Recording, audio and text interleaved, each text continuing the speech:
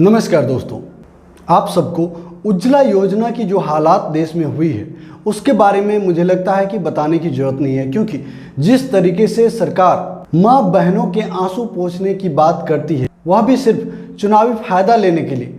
क्या एक बार एक सिलेंडर दे देने से क्या उसकी जिंदगी भर उसके घर के खाने बन रहे हैं?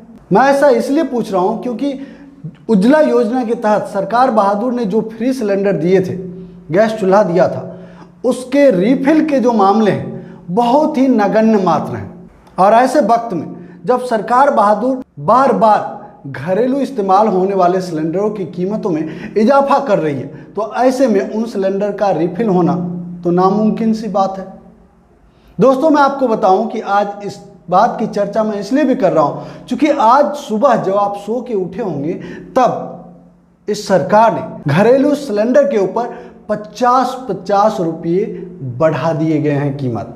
दोस्तों, इस बढ़ोतरी के बाद देश के प्रमुख शहर जैसे कोलकाता में अब यह सिलेंडर आपको 1079 रुपये में मिलेगी। वहीं लखनऊ में इसकी कीमत आपको 1091 रुपये चुकानी होगी। जयपुर में 1057 रुपये, तो देश के सबसे अमीर राज्य बिहार में यह कीमत 1143 रुपये होगी। इंदौर में 1081 रुपये, अहमदाबाद में 1060, पुणे में 1056, गोरखपुर में 1062 रुपये आपको पे करने होंगे। तो दोस्तों, ये तो थी घरेलू सिलेंडर के दाम। आज की तारीख में एक मूलभूत आवश्यकता हो चुकी है हर घर के लिए। परंतु दोस्तों, सरकार बहादुर का जो आम जनता के ऊपर दमनात्मक कार्रवाई है, यहीं तक सीमित नहीं है। ये तो हो गई अनाज को पिसाकर पकाने की जो साधन है, सिलेंडर, गैस सिलेंडर की कीमतों में इजाफा। अब आपको जानकारी दे रहे हैं कांग्रेस पार्टी के बड़े नेता, बड़े अर्थशास्त्री प्रोफेसर गौरव वल्लभ, कैसे आपके थाली से तमाम वो जरूरत की चीजें जो आपके पोषण का हिस्सा है, उनकी कीमतों में सरकार बहादुर बेतहाशा इजाफा करके आपकी परेशानी को बढ़ा दिया है। आज की प्रेस वार्ता की शुरुआत मैं एक बहुत मशहूर हिंदी फिल्म से करना चाहता हूँ। एक बहुत मशहूर हिंदी फिल्म थी जिसमें गब्बर सिंह नाम का एक डाकू था और वो गांव वालों का अनाज लूट के भाग जाता था। आपको याद होगा, तकरीबन हम सभी ने वो फिल्म कई बार देखी होगी। आज गब्बर सिंह टैक्स वही काम हिंदुस्तान के मध्यम आय वर्गीय लोगों के थाली से रोटी लूट के भागने का काम कर रही है। हिंदुस्तान के निम्न आय वर्गीय परिवारों की थाली से रोटी लूटने का काम आज फिर वह गब्बर सिंह टैक्स कर रही है। दूसरा एक महत्वपूर्ण इश्यू मैं आज उठाना चाहता हूं और वो बड़ा आश्चर्य है। मैंने भी 5 बार उसको पढ़ा क्योंकि मुझे विश्वास नहीं हुआ कि लोकतांत्रिक देश की सरकार क्या ऐसा कर सकती है। हमारी देश की सरकार के लिए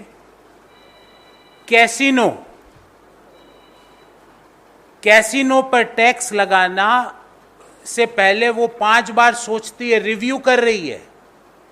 पर आटे पे टैक्स लगाने से पहले एक बार भी रिव्यू की जरूरत नहीं है। घुड़सवारी की जो रेस होती है उसमें जो सट्टे लगते हैं, हॉर्स रेसेस में, उस पे टैक्स लगाने के लिए रिव्यू चल रहा है। ग्रुप ऑफ मिनिस्टर्स उसमें बैठे हुए हैं। पर छाछ आदमी, गरीब आदमी गर्मी में कैसे पी ले, उसके ऊपर टैक्स तुरंत लगा दो। तो क्या casinos are over commoners? Is this the Modi model of governance, that casinos are over the commoners? सामान्य व्यक्ति के ऊपर हिंदुस्तान की सरकार के लिए कैसीनोज हैं, घुड़सवारी की रेस के विनिंग्स हैं। और तीसरा मुद्दा, गरीब की पेट पर वार, बहुत निर्दयी है मोदी सरकार। इन 3 मुद्दों पे मैं टेक्निकल बात करूंगा, पर यह स्ट्रक्चर है आज की प्रेस वार्ता का। साथियों, पिछले 8 साल में एक हंसती खेलती बढ़ती अर्थव्यवस्था को कैसे नष्ट किया गया है, इसके ऊपर अनेकों बार हमने अपनी बात कही। और ये दुनिया में केस स्टडी लिखा जाना चाहिए कि बढ़ती हुई अर्थव्यवस्था को नष्ट कैसे किया जाए, और उसके जो प्राइम उसके एक्टर होंगे, उस प्राइम एक्टर के नाम है आदरणीय नरेंद्र मोदी जी।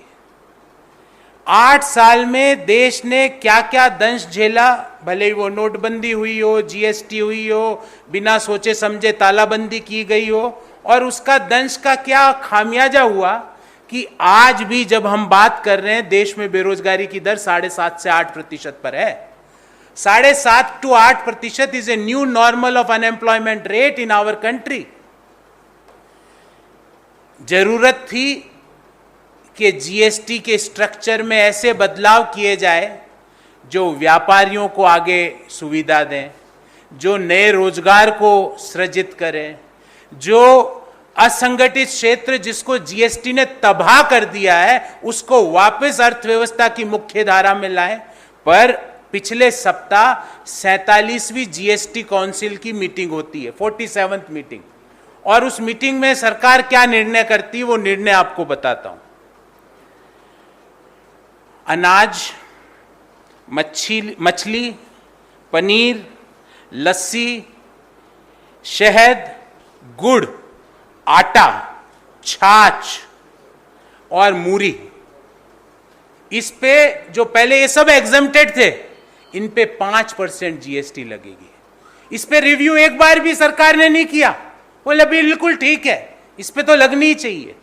दूसरा निर्णय किया कि 1,000 रुपए तक की जो होटलें हैं, जो प्रतिदिन का 1,000 रुपया लेती है, उन पे जीएसटी लगेगी 12%। वो भी पहले उस पे नहीं लगता था, पर मजाल है गरीब आदमी कहीं जाके रुक जाए, क्योंकि 1,000 रुपए में मोदी जी के मित्र वाले तो रुकेंगे नहीं उन होटलों में। ये तो सामान्य होटलें हैं, इसमें देश के मिडिल क्लास लोग, देश के निम्न आय वर्गीय परिवार के लोग रुकते हैं, तो उस पर 12% जीएसटी लगा दी। और तीसरा जो मुख्य निर्णय किया 47वीं मीटिंग पे, कि राइटिंग में जो इंक काम में आती है, जो प्रिंटिंग में इंक काम में आती है, जो चम्मच है, जो पेंसिल है, जो शार्पनर है, हमारे छोटे छोटे बच्चे जो स्कूल में प्रयोग में लाते हैं, उस पे जीएसटी 12 से 18% कर दो। हाँ, उस मीटिंग में एक निर्णय और होना था।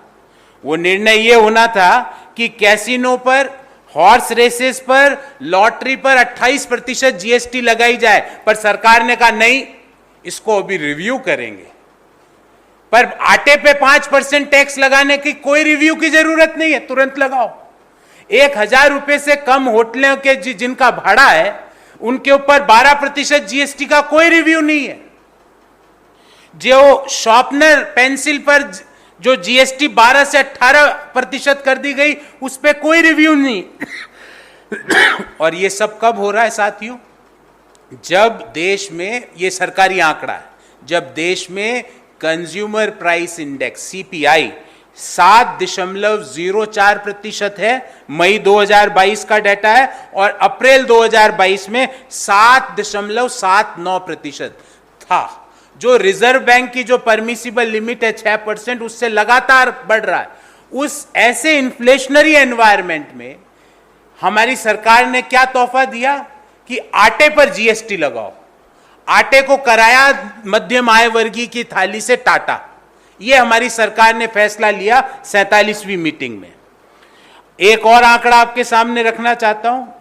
अभी कंज्यूमर सेंटीमेंट इंडेक्स की घोषणा हुई, एक एजेंसी ने करी। उसने बताया कि जून 2022 में पिछले 3 महीने में सबसे कम हाउस होल्ड एक्सपेंडिचर हुआ है। मतलब जो हम लोग अपने साबुन, तेल, कंघा, पेस्ट, इस पे जो एक्सपेंडिचर करते हैं, चप्पल खरीदने पे, रेगुलर टी शर्ट या शर्ट खरीदने पे, उसमें जून 2022 में सबसे कम एक्सपेंडिचर हुआ है। इस बाबत हमारे 3 सवाल है। पहला, क्या सरकार इस इन्फ्लेशन के, जब इतना भयंकर इन्फ्लेशन इकोनॉमी में है, उस समय 5% आटे पर, गुड़ पर, छाछ पर, लस्सी पर टैक्स लगाकर क्या लोगों का जीवन स्तर खत्म करना चाहती है? क्या लोग आटा नहीं खाए, लोग लस्सी नहीं पिए, छाछ नहीं पिए, गुड़ नहीं खाए? क्या सरकार की मंशा ये, और ये भी उस समय जब इन्फ्लेशन अपने उच्चतम स्तर पर है? ये सरकारी आंकड़ा है। जब लोगों का एक्सपेंडिचर है, लिविंग एक्सपेंडिचर, वो जून 2022 में पिछले 3 महीने के न्यूनतम स्तर पर है। हमारा दूसरा सवाल है कि क्या सरकार के पास आय का कोई और साधन नहीं है आटे पर टैक्स लगाने के अलावा, गुड़ पर टैक्स लगाने के अलावा, छाछ पर टैक्स लगाने के अलावा? ऐसी अर्थव्यवस्था में क्या संकट है जो देश के वित्त मंत्री जी, प्रधानमंत्री जी देश से छुपा रहे हैं? और तीसरा और महत्वपूर्ण सवाल, क्या देश की सरकार के लिए मध्यम आय वर्गीय लोगों के इंटरेस्ट, निम्न आय वर्गीय परिवारों के इंटरेस्ट कैसीनोज से ज्यादा बढ़कर है? क्या कैसीनोज और हॉर्स रेसेस का रिव्यू होगा टैक्स लगाने से पहले, पर आटे का टैक्स लगाना 1 मिनट का निर्णय होगा? क्या सरकार की प्रायोरिटीज घुड़सवारी की रेसेस और कैसीनोज है, मध्यम आय वर्गीय परिवार और निम्न आय वर्गीय परिवारों की थाली में आने वाली रोटी नहीं है? ये हमारे 3 सवाल है सरकार से। साथियों, इसके साथ ही मैंने एक बहुत डिटेल्ड एनेक्शर बनाया है और ये बहुत महत्वपूर्ण एनेक्शर है, मैं आपको आज की प्रेस रिलीज के साथ दूंगा। इसमें मैंने जो चीजें हम रात दिन उपयोग में लाते हैं उनका जीएसटी की लागू होने से पहले क्या कीमत और आज की कीमत का कंपैरिजन दिया है, और मैं कुछ आइटम्स आपके सामने रखना चाहता हूं। जब जीएसटी लागू हुई, जब देश में आटा मिलता था 23 रुपए प्रति किलो, आज उसकी कीमत है 28 रुपए प्रति किलो, और सबका सोर्स भी दे रहा हूं मैं। जब जीएसटी लागू हुई, जब 400 ग्राम दही की कीमत थी 24 रुपए, आज उसकी कीमत हो गई 40 रुपए। जब जीएसटी लागू हुई, जब घी का भाव था 500 रुपए प्रति किलो, आज घी मिल रहा है 650 रुपए प्रति किलो। जब जीएसटी लागू हुई, जब नहाने के साबुन की टिकिया का कीमत थी 16.5 रुपए, आज डबल हो गई 30 रुपए। डिटर्जेंट की कीमत थी 60 रुपए प्रति किलो, आज है 100 रुपए प्रति किलो।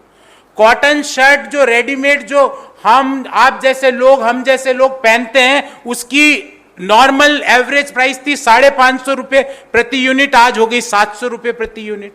चप्पल की कीमत 400 रुपए थी, वो आज 500 रुपए में मिल रही है। कुकिंग ऑयल जो जीएसटी लागू होने के पहले 105 रुपए में भी पर प्रति किलो था, आज 216 रुपए प्रति किलो है। और तो और गब्बर सिंह से प्रभावित होकर जो गब्बर सिंह टैक्स लगाया, उस मूवी का टिकट की जो एवरेज कीमत 128 रुपए हुआ करती थी जीएसटी लागू होने के पूर्व, आज उसकी कीमत हो गई है 200 रुपया। अब कुछ लाइफ सेविंग ड्रग्स की मैं बात कर लूं, जैसे डोलो या क्रोसिन, जिसकी 14 रुपए प्रति स्ट्रिप कीमत थी, आज 20 रुपए है। कैंसर में उपयोग आने वाली लाइफ सेविंग ड्रग जिसको हम ब्रोटेजोमाइब कहते हैं, वो 11,160 रुपए में एक इंजेक्शन लगता था, आज 17,000 रुपए उसकी कीमत है। तो हमारा सवाल यही है कि सरकार के लिए कॉमनर्स के ऊपर कैसीनो कैसे हो गया? सरकार जब इतनी भयंकर इन्फ्लेशन से अर्थव्यवस्था जूझ रही है, उस समय आटे पर टैक्स, छाछ पर टैक्स, लस्सी पर टैक्स, पनीर पर टैक्स, 1,000 रुपए से कम वाली होटलों पर टैक्स, ये कौन सा इकोनॉमिक मॉडल है? इसीलिए हमने जो शुरुआत करी वो इसी बात से करी कि जिस तरह गब्बर सिंह गांव वालों का धान लेके भाग जाता था, उसी तरह से गब्बर सिंह टैक्स मध्यम आय वर्गीय परिवार और निम्न आय वर्गीय परिवारों की थाली से रोटी लेके भाग रहा है, और देश इन सवालों का जवाब चाहता है। दोस्तों, मुझे तो लगता है मोदी सरकार की ये कदम जन विरोधी तो है ही है, देश विरोधी भी है, क्योंकि देश देश के लोगों से बनता है, और जब आप देश के लोगों के जीवन दूभर कर देंगे, उन्हें खाने पीने के लिए भी सोचना पड़ेगा, तब आप किस देश की बात करेंगे, किस जनता की बात करेंगे, किसकी तरक्की की बात करेंगे? तरक्की इंसान ही करता है जनाब। जब इंसान को खाने के लिए भी सोचना होगा तो इंसान जिंदा कैसे रहेगा और तरक्की कौन करेगा? दोस्तों, अगर हमारी ये बातें आपको अच्छी लगी, सच्ची लगी, कांग्रेस पार्टी की बातें आपको सही लगी, तो वीडियो को लाइक कीजिएगा, शेयर जम के कीजिए। और जो दोस्त पहली बार हमारे चैनल पर आए, आपसे निवेदन है हमारे चैनल को सब्सक्राइब कर लें और घंटी के बटन को जरूर दबा दें ताकि हमारा हर एक वीडियो सबसे पहले आपको मिले। जय हिंद, जय भारत, जय संविधान।